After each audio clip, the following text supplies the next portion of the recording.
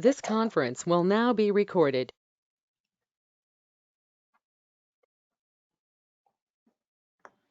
Okay, I want to welcome everyone to an actual live presentation of the PMSMCA's Nuts and Bolts Live podcast series. I'm your host, Jonathan Kowalski. I'm the Executive Director of the Alliance, and I'm excited to have everyone here. We've got a live-based, web-based live audience listening in and hopefully participating a little while as we go along. Today we're really excited. We're welcoming Mike Gantert from the Building Trades Pension Fund back to the series. It was a couple years ago that Mike joined us. We got a lot of positive attention for us, and now this is a unique program because Mike's nearing his retirement with the fund from his experience of over 25 years. So I want to thank you, Mike, for joining us today. Well, thank you. Glad to be here. What we're going to do before we get started, we've got a few folks on the call. You can keep your cameras off if you'd like. I'm going to mute everyone once we get started, but I invite you to use the chat room feature at the top of your screen. If you have a question, you can address that to me, or you can simply unmute yourself at a certain point and ask a question of Mike or a clarification on something he said. But I'd ask to go around. We've got 5 guests right now. There could be some others logging in. Just say who you are and who you're with as we get launched, and I'll have Diane lead us off if you could, Diane. Sure, Diane Bohacek. I'm with the Contractors Association here. Thank you.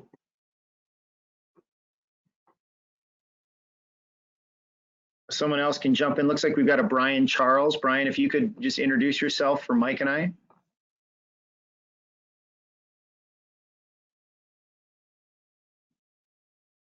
All right, invite anyone else. Maybe Brent is on the line.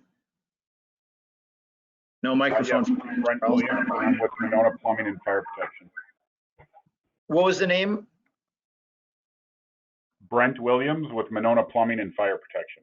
Gotcha. Thanks for joining us, Brent.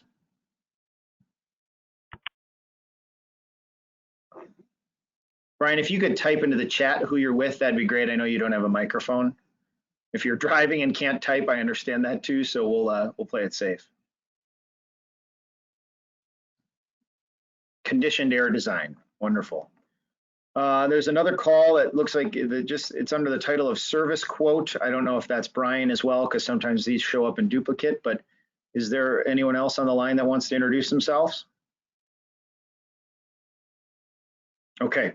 What we'll do then, and this is being recorded for people's ability to consume it later, but we'll dive right into it. We want to be conscientious of everyone's time and really get as much out of today's presentation as we can. So I'm putting everyone on mute except myself.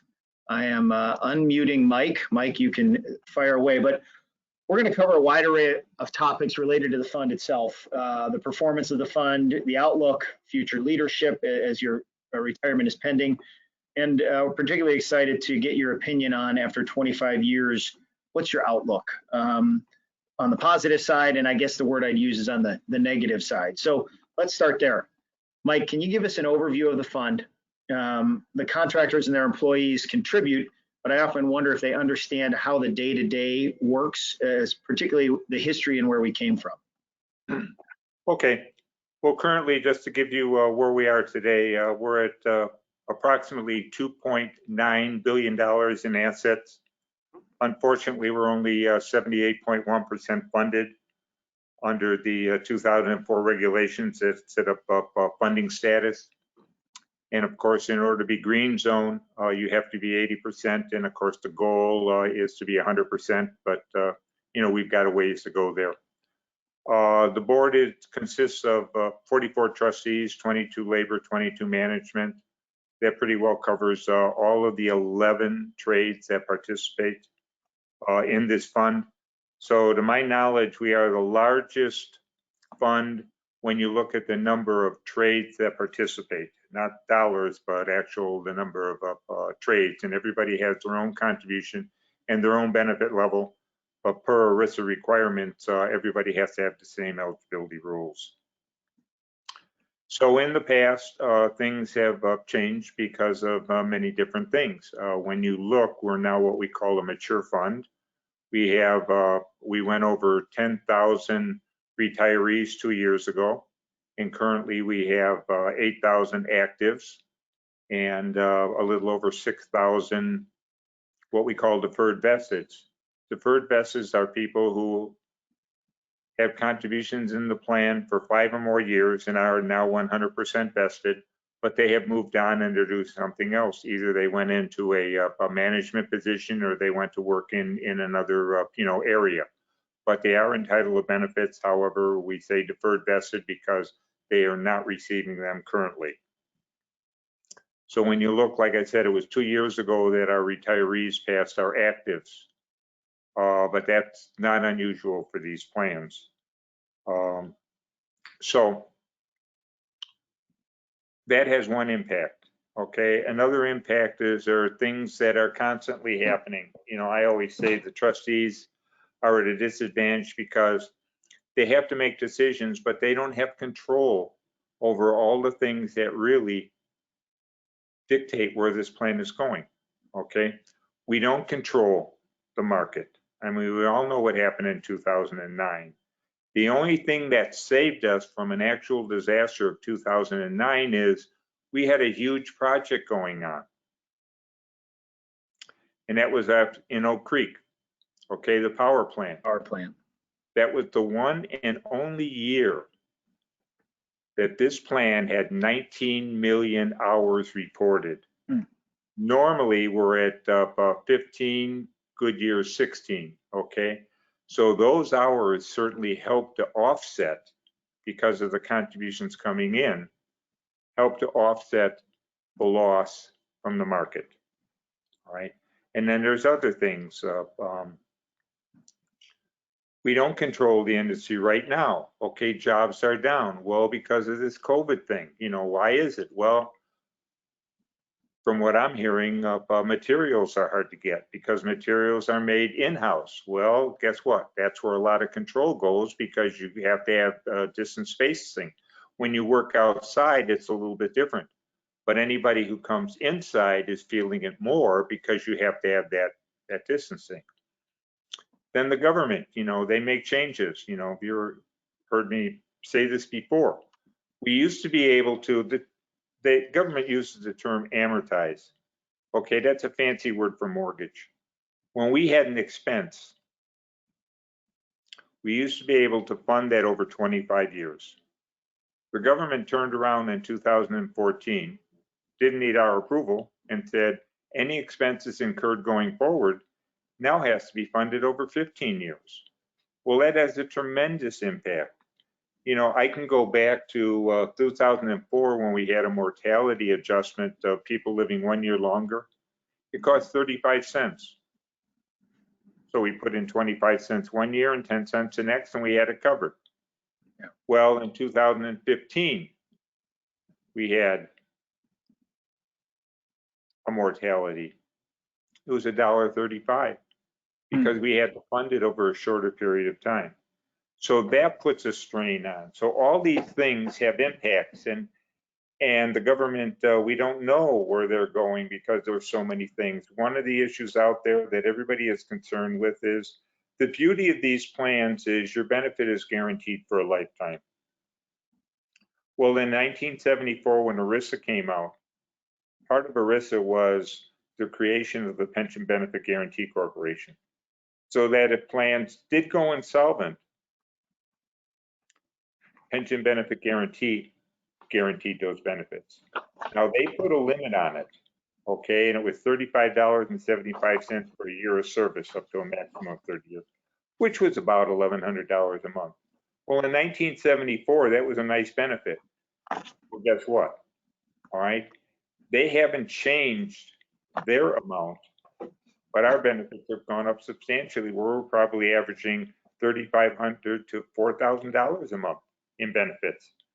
But if the plan goes insolvent, PBGC is going to reduce that down. And they're projected to become insolvent for 5 years. Why?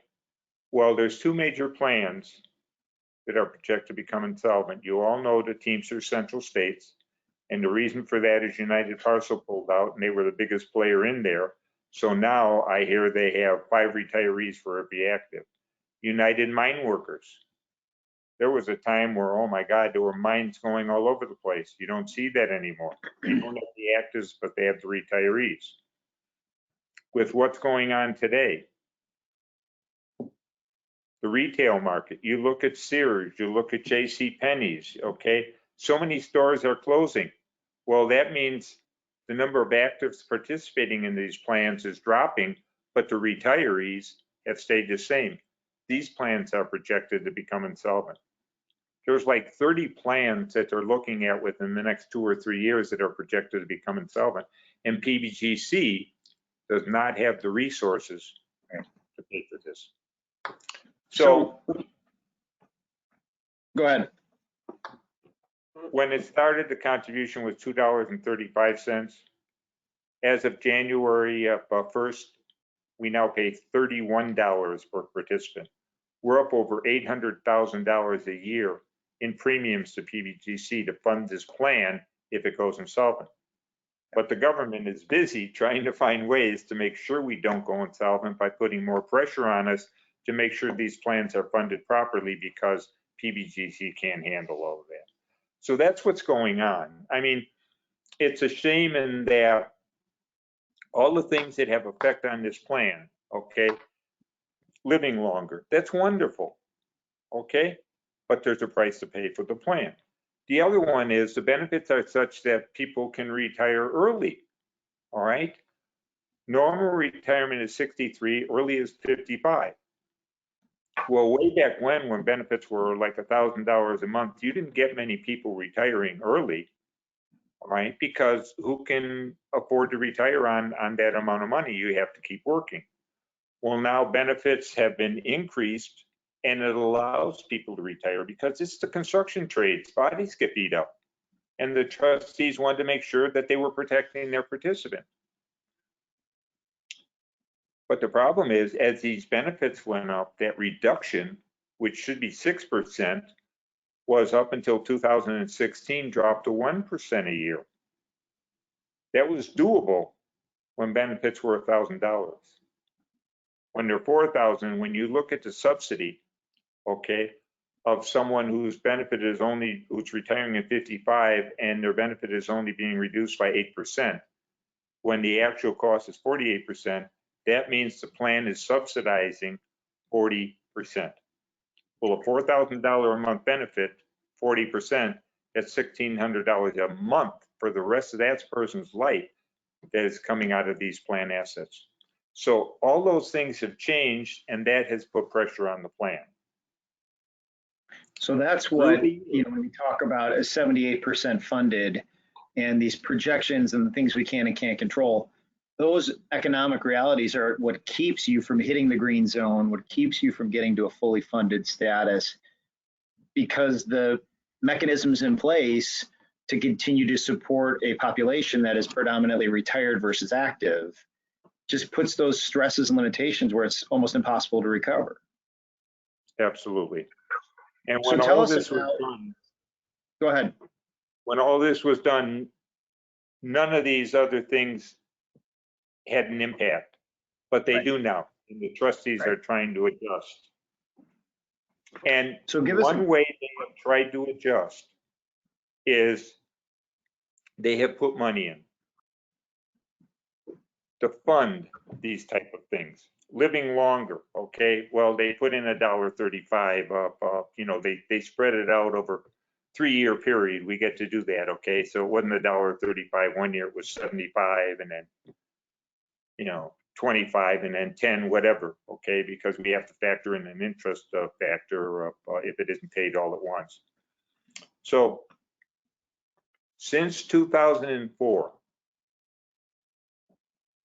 the plan has put in $8.47 just to maintain their benefit. Well, when you look at an average contribution of, let's say, $12.47, $4 was put in for all these benefit increases. And now $8 was needed just to maintain that. Yeah. a doubling of the actual cost. And once again, it's only getting worse because every year as benefits gone up, the people retiring today are going to have more benefits than the person retiring 10 years ago. Now, management has blocked any benefit increase in 2009 because of this problem, all right?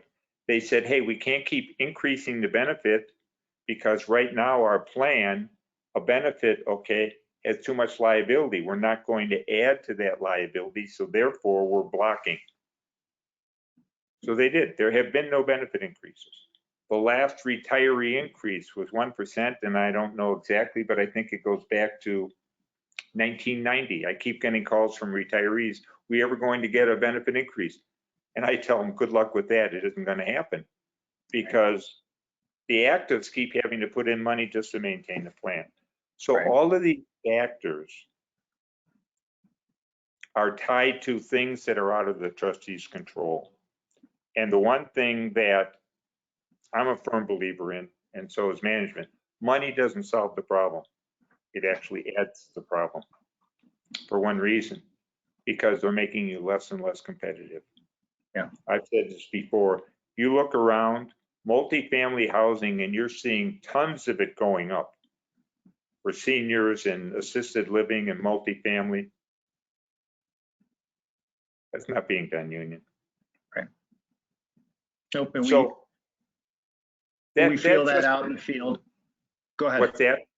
I said we feel that in the field, and I think that kind of, when we talk about there's these realities and the challenges, and if we focus the conversation to shift a little about how we got here, you talked about all the factors that limit us day to day, but just for a quick overview for the audience, I did want to ask about the two pension protection governmental activities that have taken place in the last 20 years. One was the Pension Protection Act of 2006, and then the Reform Act of 2014.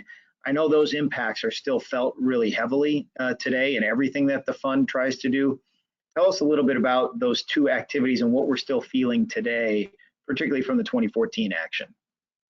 Well, first of all, 2006 set up the funding status that said, hey, we've got green zone, yellow zone, red zone, all right?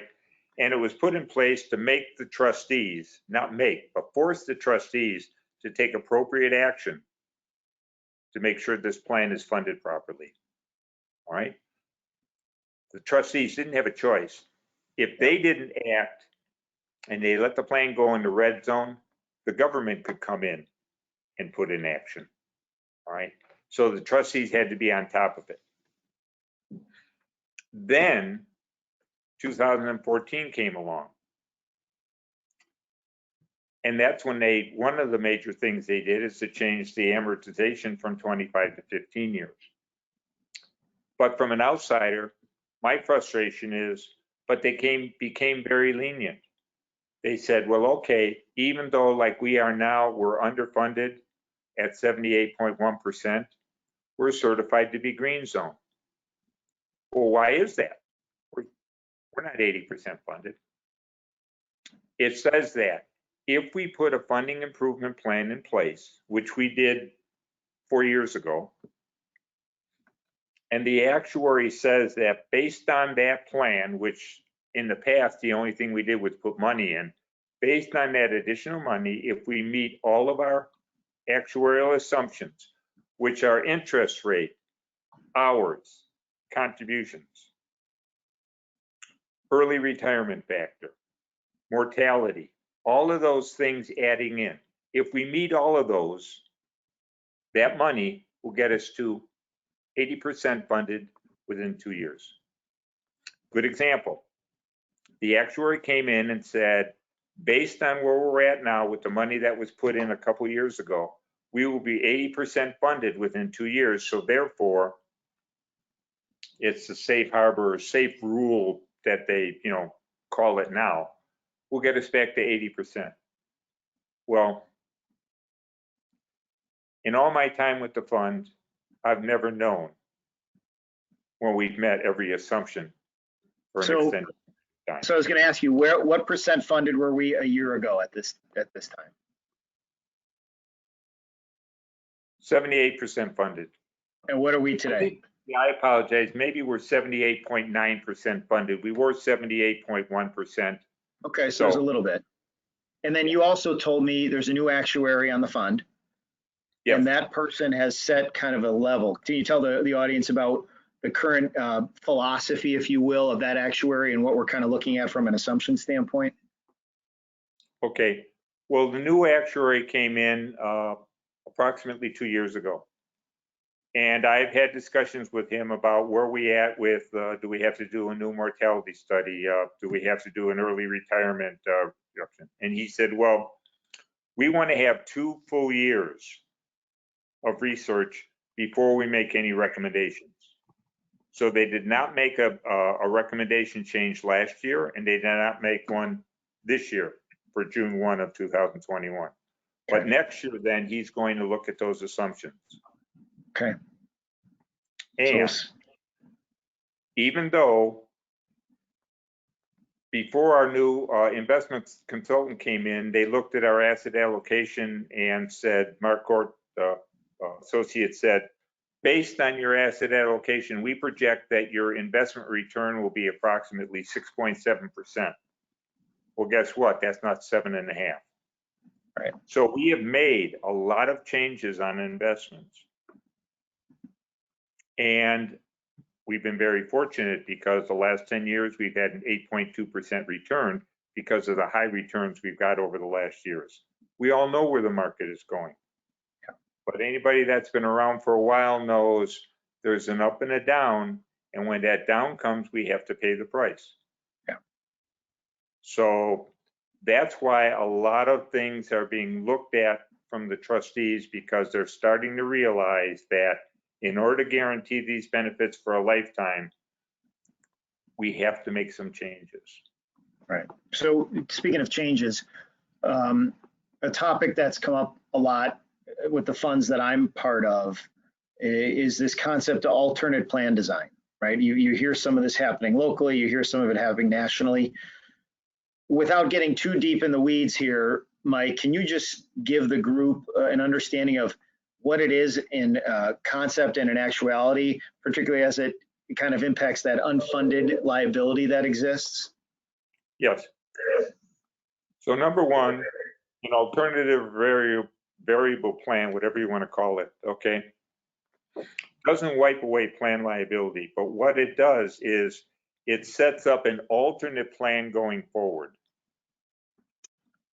And it sets up rules that basically said, okay, our plan is going to be 110% funded. If it goes to 115, we automatically give a benefit increase. If it drops below, we automatically make a benefit change. No trustees reviewing it. It's a done deal based on those parameters. Both sides like it because, number one, it guarantees benefits for a lifetime. Labor wants that. The Act of 2014 took that away, all right, because they said no. Now, and I forgot to mention that when you brought it up at 2014, the thing that now scares labor is that trustees can now reduce retiree benefits if the plan is projected to become insolvent. Well, that opened labor's eyes, because before they said, doesn't matter, you can't touch what I've earned. Well, now you can. All right. So with an alternate plan design, then you don't have that. Okay, benefits will be guaranteed for a lifetime. The other, on the management side, the thing that concerns management is withdrawal liability. Well, if you run the plan at 110 or whatever standard and you adjust accordingly, okay, you wipe out withdrawal liability. Yeah. So both sides are happy. In order to accomplish that, though, as I said before, the liability of the existing plan, the $600 million, does not go away. So what you do is you set up a plan with these conditions going forward. You determine how much of a contribution is needed over the next 15 years to pay off the $600 million. Let's say our contribution is $12, just as an example. The average is a little bit higher, but you know, and some are way up to 100 and $14, okay? Okay. But the average is a little over 12. You say, okay, we need $2 over a year for every hour over the next 15 years to pay off this unfunded. So every year it will drop. When you get to the end of the 15, there is no more withdrawal liability, and all hours going forward are earned under the new plan. So a new benefit structure is set up, okay? And that has to be looked at of, okay, you know, what are you going to do? Well, right now, maybe, you know, your accrual rate is, I use steam fitters as an example, $142 and something, okay? Well, maybe that rate is only going to be 135 because you're taking $2 out of the contribution. Right. But it goes back to, but it's guaranteed. Because there are things that are happening that the trustees have no control over. We go back to PBGC and being underfunded. The government is looking at how we going to fund that. All right. Right now we pay $31 per participant. That's over $800,000 in premiums. That's one of our biggest costs. All right. Well, they're talking about we have to go to a different thing, maybe 6% of contributions. Excuse me. We get $180 million in contributions a year, you know, and you want 6% of that money, you know, you talk about a credit balance deficit, you know, so there's things out there. You told me, Mike, what do you guys pay now? What's the number now? $31. No, that the total fund? 800,000. 800,000 and 6%? Yeah, I mean, if you take, we have a little over 26,000 actives. We pay $31 on those 26,000 actives. So it's 800 and something thousand. And what's the 6% if you were to do the same percent or a number of people? Well, if you take 180,000, right, you're looking at over $10 million a year. Yeah. And that's to continue to plug the hole that keeps leaking out of the PBGC. Yeah. Now, that was just one suggestion. They've come back also and they've looked and said, well, maybe rather than penalize the participants, we add the employer and the union to also pay. So they may say you increase everybody's contribution by 10%, but that 10% goes directly to PBGC. It's not a benefit issue, but it's come out of the employer's pocket, and they're also looking at the union to try and equalize this. They've had the special committee going for 2 years. They haven't come up with a final thing for approval yet, but they're going to have to, because PBGC there's no way they can salvage it. They have to come up with the money somewhere. And unfortunately, the plans, the employers and the unions are the only source they have. And you're seeing a little bit of trend towards this alternative plan design throughout the country, aren't you? Yes, it's becoming more and more popular. I've said the Minneapolis carpenters have gone to it. State carpenters have gone to it. I believe they went effective January 1 under this new plan. It's becoming more and more popular. I know I go to the International Foundation that does these seminars for these plans, and every year they have 2 or 3 speakers talking about that.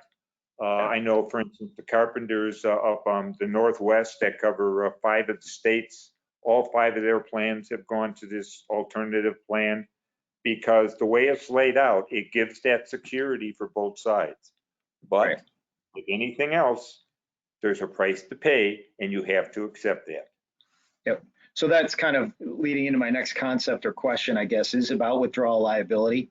You know, always a major concern for contractors as they consider kind of what their options are, whether it's in business succession or other realities. But tell us a little bit about withdrawal liability. What questions should be asked? Who do people talk to figure that stuff out? Well, you can call the fund at any time and get an estimate of your withdrawal liability. Okay. We will give it to you verbally at no cost. If you want it in writing, we charge you $100. Sure. That cost may change because, as you pointed out, I'm headed towards retirement. As a matter of fact, tomorrow they're interviewing 3 third-party administrators to move the process forward so that hopefully within the next 30 to 60 days, they are not going with a fund director, they're going with an outside entity. One of the things that they're asking is that outside entity agree to maintain staff and agree to maintain our office space. Whether that happens or not, we don't know. But certainly a third-party administrator, okay, will have a different way of doing things. Right. So that may, change a few things. So if you want to request that liability, do it now, because you don't know what it'll be like in 6 months. Yeah. And, that would be Stephanie Brewster, who's the fund's financial manager. She'll run those numbers for you. Sure. But yeah, before you back out of a business, make sure you talk to an attorney. Yeah. Because construction industry trades have an exemption under MEPPAA, which is the Multi-Employer Pension Plan Act that established withdrawal liability. A good example is one of the biggest contractors we ever had around here was Bechtel when they did the power plant. Well, guess what? After the power plant, Bechtel isn't doing any work here. Well, if they were retail, Bechtel would get hit for withdrawal liability. But the plan and the government knew that in construction, employers come and go. Somebody may come in and do a job and then go somewhere else, okay?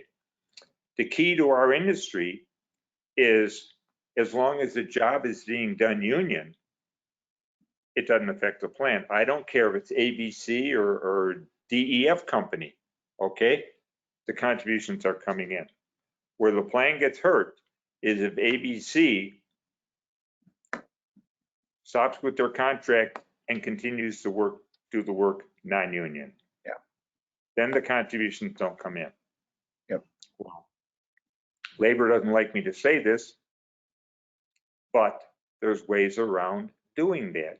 Some of the concern from the employers is, my God, I'd like to leave the company to the kids, but I don't want to leave them with this kind of liability. All right. Well, it has to be a sale of assets.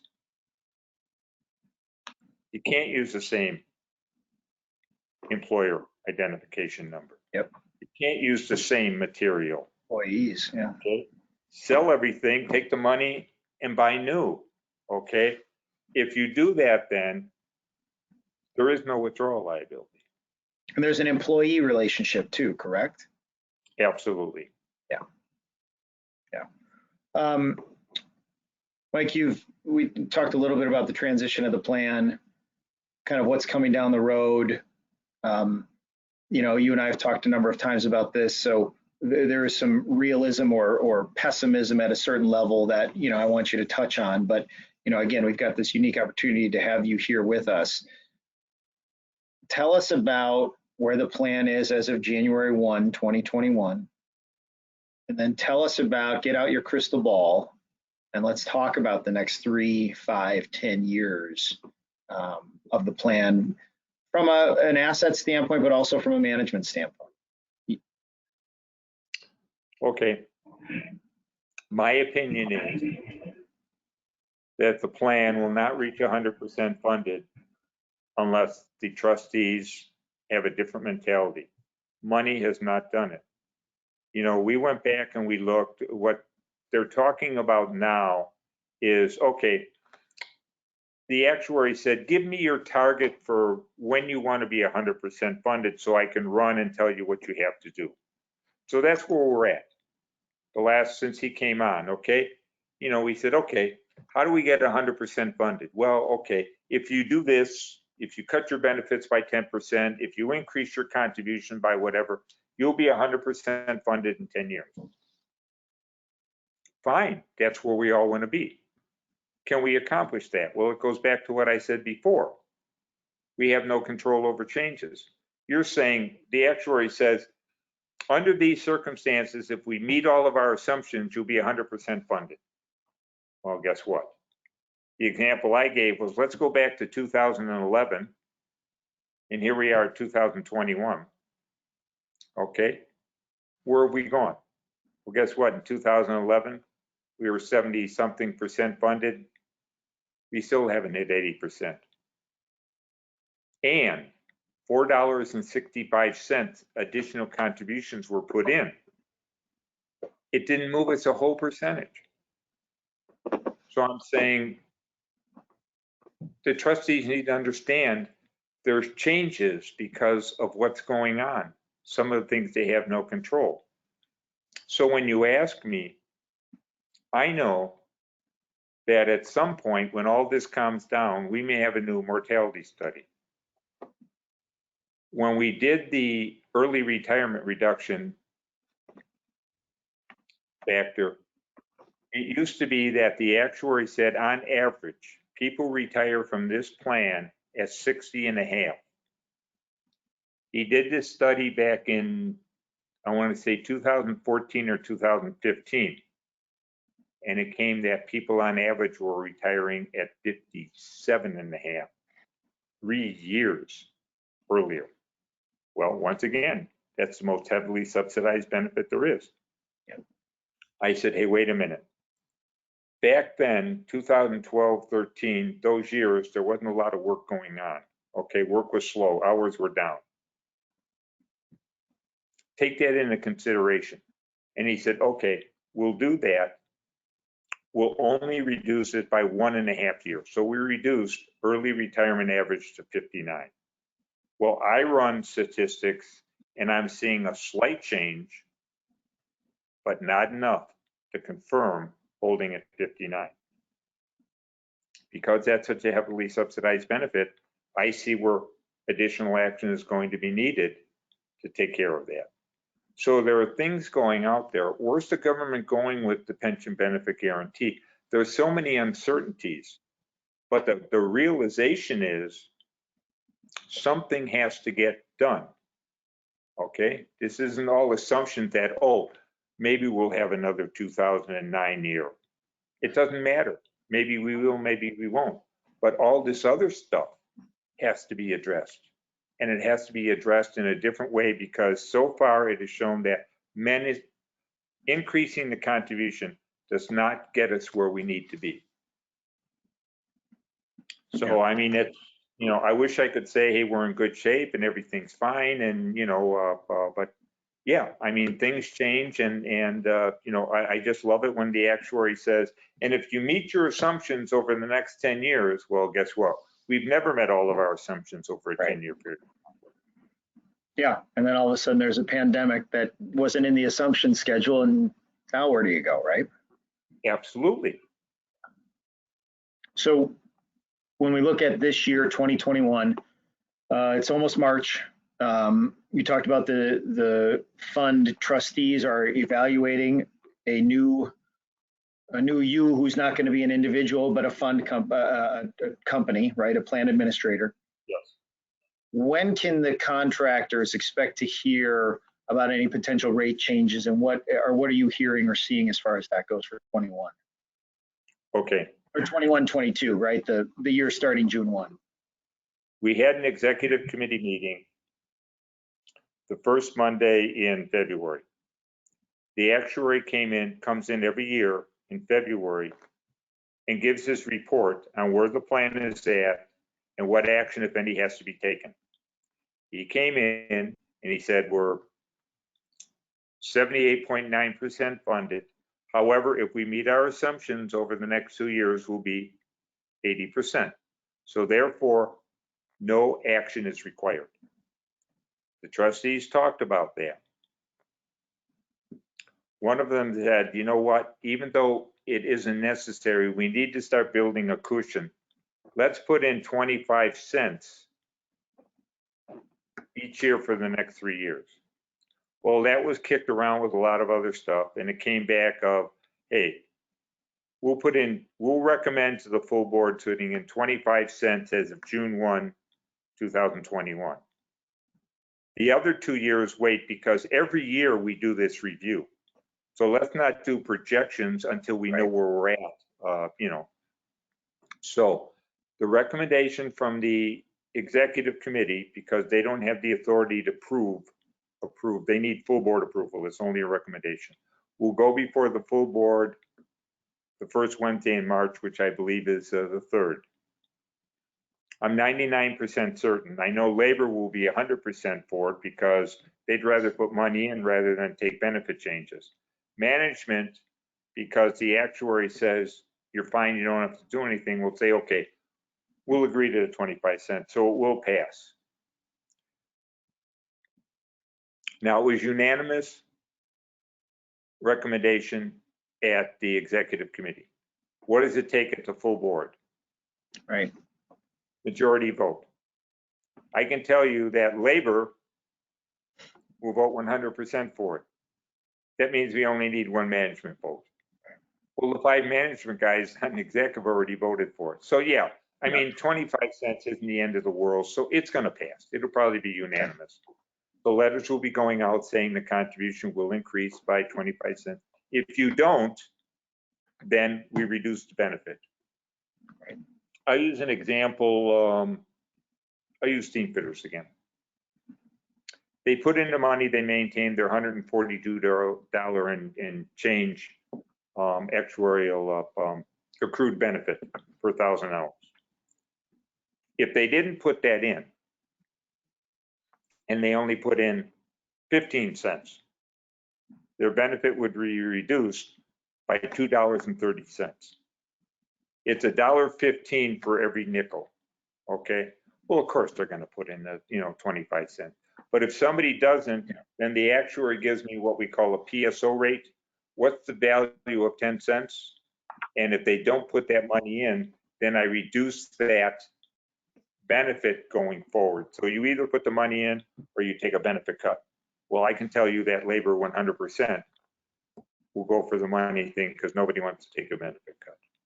So that will be presented at the March meeting, and I sit here and say, once again, I'm 99.9% certain that that will pass.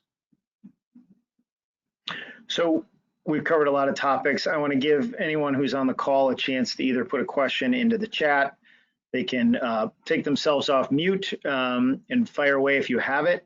You may not. Mike's incredibly thorough, which is one of the great things about talking to him. Some of this takes a little while for us to marinate in our minds, and we may not have questions right away, but I would welcome anyone to either raise a question in the chat or, like I said, to kind of take themselves off mute and fire away if you have anything for us. And either people are feverishly typing, Mike, or no one's got one. So it could be either or. What I'd ask you as we kind of wind down here, Mike. Yeah, or they've all logged off and are eating their lunches, right? Yeah. What I would say that right is where nobody wants to hear anymore. There you go. Mike, You've had 25 years. sorry. Oh, go ahead, Diane. Yeah, it's Diane. I had a question. You briefly talked about Bechtel and that they didn't have any withdrawal liability because they remained union after the job. So in a scenario where a smaller contractor maybe comes up from Chicago and is doing a small job up here, and the union says, we want you to be signatory to do the small job, and then they head back home to Chicago once the job is done. Since I understand we're 79% funded, so technically yellow, but it sounds like we're listed as green because we got the 2-year plan, right? Would that Yes. visiting employer have withdrawal liability once they leave town? No, because they're still union, right? And they're not working in the area. And they're not working in the area. So when they have concerns, well, if I come up there, I'm buying into your withdrawal liability, the answer is no, you're not. That's correct. I will give you an example. There was a large contributing employer in his plan.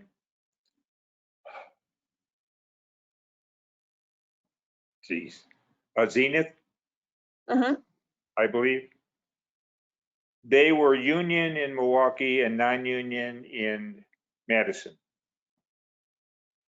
They stopped working in Milwaukee. MEPPAA says that you cannot come back to work within a 5-year period of time. Guess what happened in the 6th year? They're back in town and they're building multiple family housing all over the place. And we cannot assess them withdrawal liability. Gotcha. But for your example, no, somebody comes into a job and does it. It's just like I said with Bechtel, okay? They come in, my God, they contributed over 19 million hours overall. You know, and our hours just, you know, we didn't get all of their hours because other funds, you know, aren't in this plan. But then it's done and they pulled out. There is no withdrawal liability for them because they're not working in this area. Right. And if they were working in this area, if they came back for another power plant, okay, well then fine. If they're doing it union, that's great.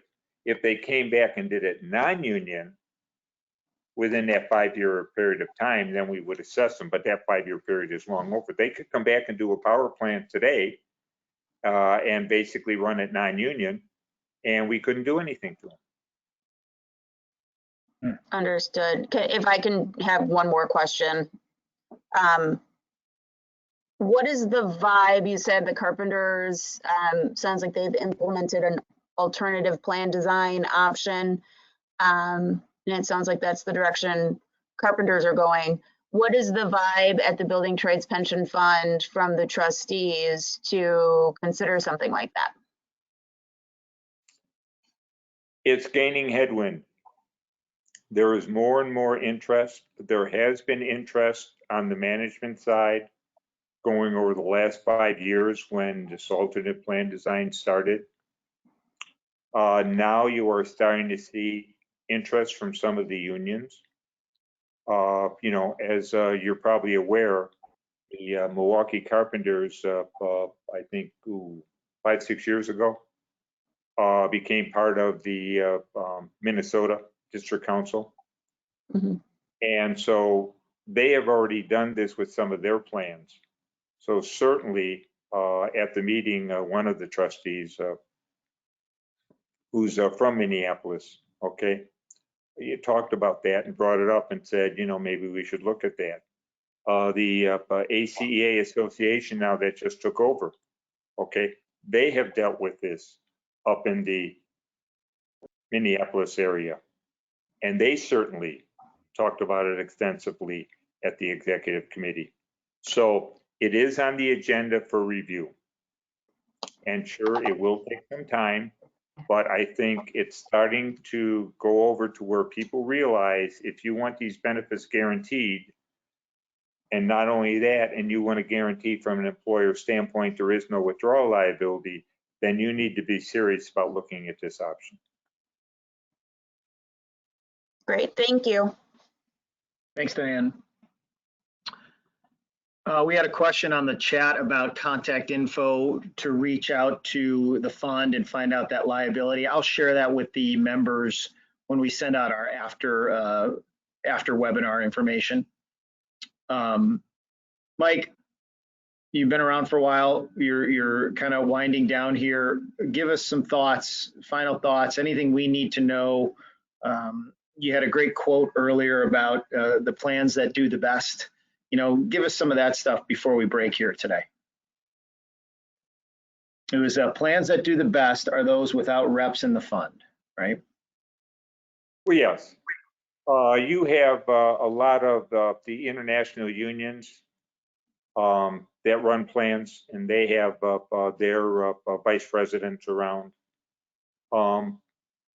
They're not part of the plan. They have their own plan. Okay. The difficult part for labor, and I understand this, it is tough to make a decision to take away a benefit that you have. Well, all of the labor trustees participate in this plan. So when you talk about benefit cuts, especially for someone, I mean, if he's getting ready to retire, he doesn't care. All right. But if a business manager just got voted in and he's in his 40s, okay, of course he's concerned about a benefit cut because, you know, He doesn't want to see that. And if it's a money issue, he'd say, well, let's put the money in because I don't want to go to my members and tell them we have to take a benefit cut. The good news is that the Pension Reform Act of 2014 took away that because it says that funds can now reduce retiree benefits. So it switched from, I better take action now because the guy coming in after me can make changes that'll affect my benefits when I'm retired. So let's get this plan so that truly my benefits are, and it's that. I mean, when you have personal interest in a plan, of course you're going to try and protect it. I mean, we all do that, all right? But that's why I say the best plans that I've seen a lot of times is you'll see plans that have independent fiduciaries on labor side. They are, or just,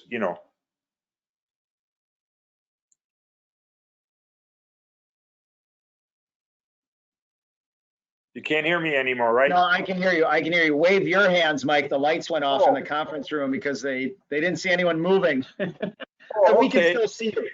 It's there we go. So yeah, so labor now realizes that, in order to protect their benefits, they're going to have to be, take a serious look. They took a serious look before, but their approach was, let's put money in. Let's put money in. All right. Because they knew they had a wonderful plan and they wanted to protect it. Well, now things have changed. And that's why I feel that I don't know how long it will take, but I know it was a conversation that came up at the exec meeting, and the actuary is going to report on it in more detail at their next meeting in May. The executive committee meets quarterly. When we get into an issue, okay, then they'll have special meetings to deal with it more quickly. But right now, okay, it's not a #1 priority because they're going through this search for a third-party administrator. So everybody's concentrating on that, and then they'll see how everything plays out. And also, the gentleman Nisi, or I forget what his name is, from ACEA, he comes out of Minneapolis. So he has dealt with this alternate plan design, and he knows. He's the one that brought it up initially at the exec meeting of, have we looked at alternative plan designs? Because that was his first meeting he just came on. So you've got somebody on that side who's familiar with it. You've got Bert Johnson from the Carpenters, who's out of Minneapolis. He's their legal counsel, okay, who's dealt with it. So you've got entities who have dealt with this plan, and those plans have moved to this, and they know the ups and downs of it. So it will be a priority on the trustees list. So Mike, we're almost up on an hour here. I can't thank you enough for sharing your time with us today, diving deep on a couple issues and just really educating not only those on the call, but those who will be able to consume this webinar, at a later date on the online feature. You're leaving very big shoes to fill, but we're just thrilled to have had you as part of this community and part of this association for so long. So thanks are in store. So thank you very much for joining us. Well, thank you. And if a question does come up, certainly you have my number. You can reach me. I'm more than happy to, get back to you. If I'm not in the office, I am available, because I'll be on the payroll for, a while yet. Good. For us at Nuts and Bolts Live, that wraps up our seminar today. Go to the www.pmsmca website for all things associated with the association. We've got a number of upcoming events, including our industry night on April 22nd in Milwaukee at the Italian Conference Center. We have a tremendous amount of virtual learning opportunities for our members coming up. Next week, there's, I think, 3 or 4 alone. So please go visit that site to learn more about what's possible, get signed up, get registered. And if you ever have questions, please reach out. You can call the association at 414-543-7622, or you can email directly at Jonathan, JONATHAN @pmsmca.com. So until next time, big thanks to Mike Gantert and all of you who are listening in today. Stay healthy, stay safe, stay busy, and we hope to see you all soon. Thanks, everyone. Bye now.